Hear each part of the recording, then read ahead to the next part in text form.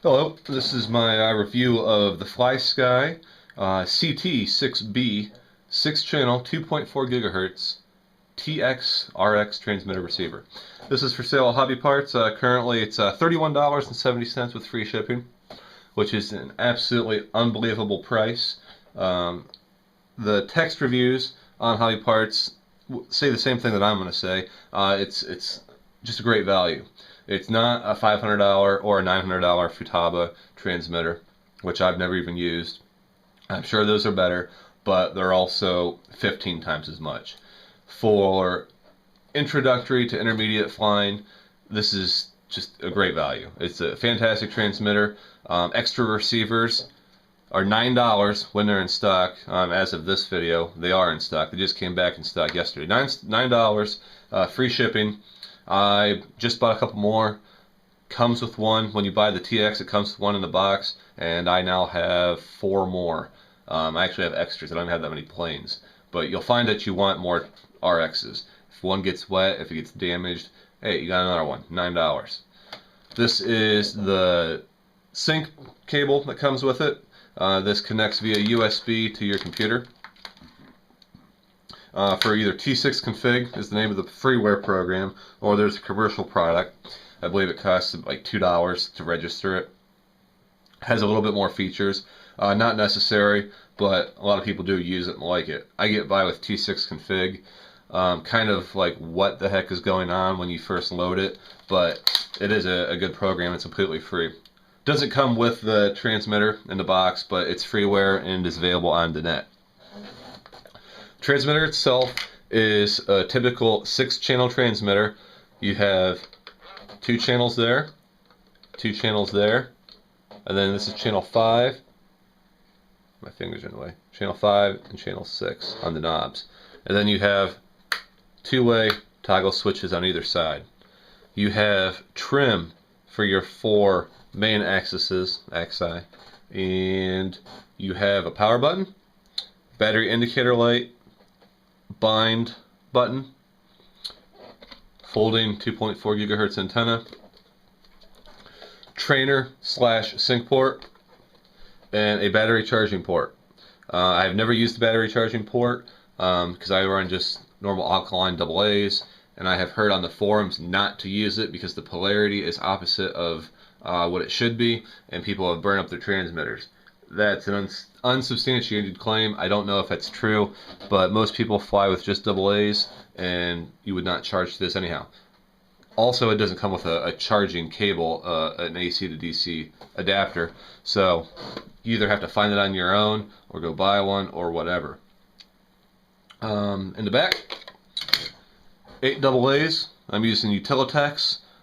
Currently at Lowe's, 48 of them for $8.97. Best deal on AA's that I've found for actual quality alkaline AA's. Turn it on. Battery indicator light. You've got green for high, orange for mid, red for low as far as voltages go. You get several hours on 8 AA's depending on your flying characteristics. I've flown for 45 minutes with the light on red and have never lost control or had a single glitch. So red, after it goes red, figure you have a half an hour to 45 minutes or even more. I've just swapped it out after 45 minutes out of fear of crashing my plane. Who knows how long it'll really go. This is a standard 8 battery bay. They do sell LiPo battery packs that drop into this and then connect to the wires inside the TX. The advantage there is much more capacity, and then when that battery dies, you just charge it on a normal LiPo charger. This is the receiver, $9, Hobby Parts, antenna, 6 channels. I don't know, I hope this is coming out on the camera. 6 channels and a battery port / bind port. To bind, it comes with a bind cable. I don't have it out here, but it comes with a bind cable. All you do is you plug the bind cable in, you press the bind button on the TX, and then you turn it on, and that's it. Your receiver is now bound. So when you buy that $9 receiver, you're going to have to do that step. It takes all of 30 seconds, and now the receiver will work with that transmitter. This is the USB cable for using T6 config. You'll need to use that if you have more than one plane with different characteristics or different servo throws. For instance, my FlySky will fly, that's rudder left in my FlySky, but if I want to go fly my Wild Hawk and I go and do that, that's rudder right.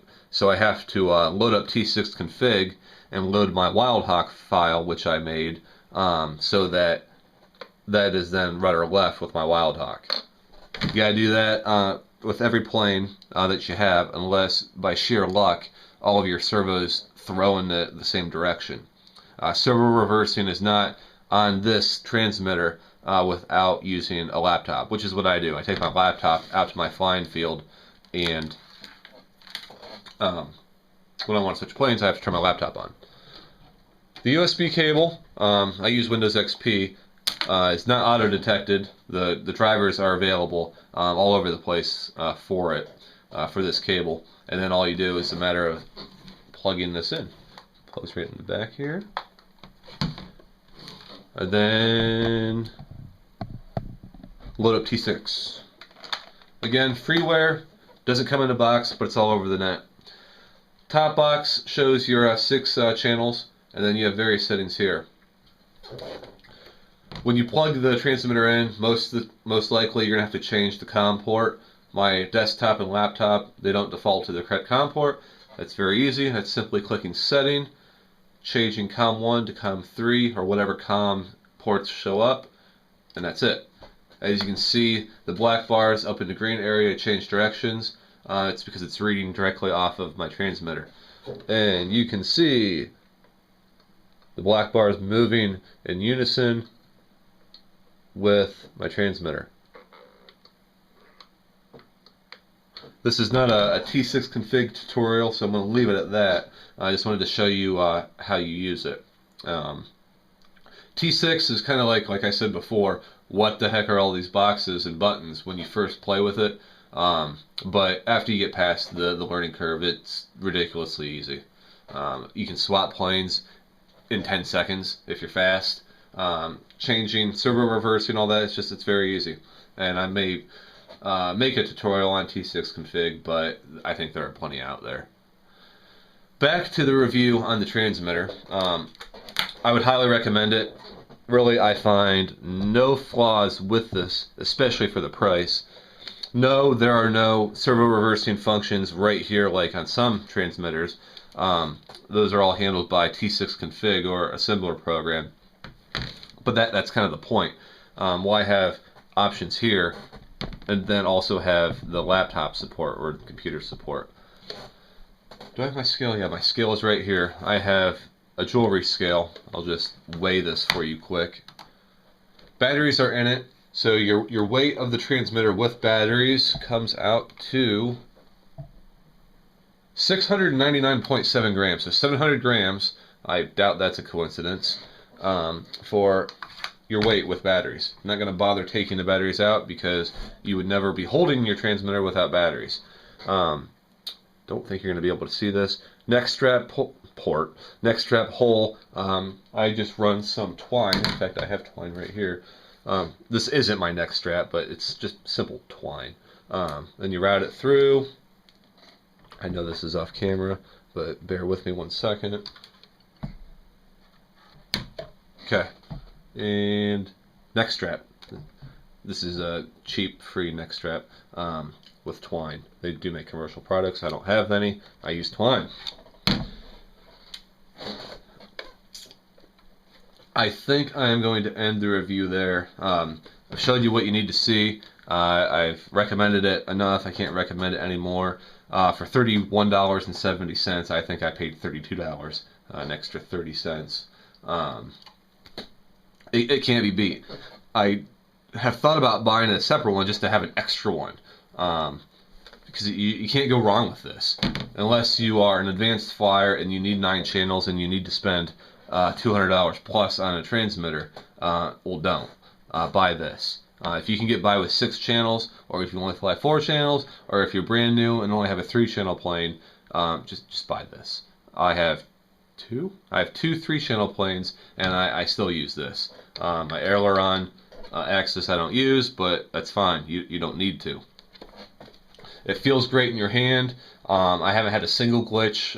At least a dozen, if not 2 dozen hours of flying with this transmitter. Haven't had a single problem. The receiver, this is your 2.4 gigahertz antenna. I started out tucking the antenna outside of the airplane. I fly foam, and found that it wasn't necessary. I was banging the antenna around. I actually cracked this on one of my planes. Didn't hurt it, but it's cracked now from having it outside the plane. I have found just tuck the receiver into the airplane with the antenna just hanging loose in there, and I have flown as far as I can visibly see my plane and not lose it orientation-wise, and haven't had a single glitch. I've flown in rain, I've flown in snow, I've flown in clear days in the winter in Ohio. Haven't had a single problem. And I think I'm going to end the review there. I'm getting long, 11 minutes on the nose. Turn into a little bit long review for a simple review on a simple transmitter. You can't go wrong. Buy it. Buy it now.